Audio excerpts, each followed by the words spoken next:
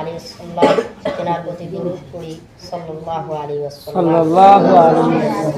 সম্মানিত উপস্থিতি, আজকে আমার বক্তব্য বিষয় হচ্ছে ব্যয়, আল্লাহর রাস্তায় ব্যয়।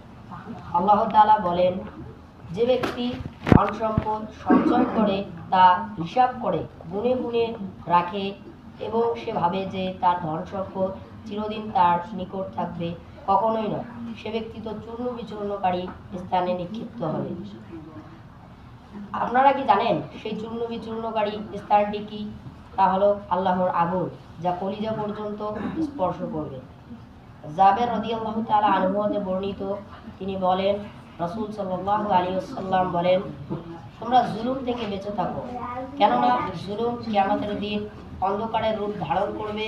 আর কৃপণতা থেকে বেঁচে থাকো, কেননা কৃপণতার কারণে তোমাদের পূর্ববর্তী জাতিদের ধ্বংস করে দেওয়া হয়েছে, আর তারা নর হত্যা করেছে, হালালকে হারাম বলে, হারামকে হালাল বলে মেনে নিয়েছে। এই হাদিস দ্বারা প্রমাণিত হয় যে আমাদেরকে জুলুম থেকে বেঁচে থাকতে হবে আর হালাল হারাম বুঝতে হবে। এই বলে আমি আমার সংক্ষিপ্ত বক্তব্য শেষ করছি। পরিশেষে মহান আল্লাহ পাক রব্বুল আলামিন থেকে, রব্বুল আলামিন আপনি আমাদেরকে হালাল ও হারাম দান করুন। আমিন।